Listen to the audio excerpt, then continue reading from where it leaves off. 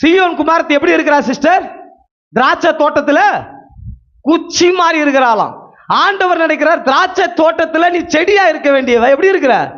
குச்சி போல இருக்கிற. அந்த திராட்சை தோட்டத்துக்குள்ள குச்சியா இருக்கிற. இன்னைக்கு அநேகர் குச்சியா தான் இருக்கிறோம். உடனே பிசின் தைலம் உள்ள போகல.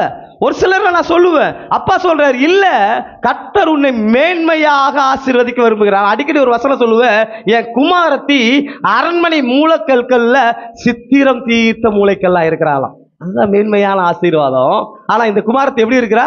குச்சி மாதிரி உட்கார்ந்து இருக்கிறாளா? இந்த குமாரத்தி எப்படி இருக்கிறா? குடிசை போட்டுட்டு உட்கார்ந்து இருக்கிறாளா?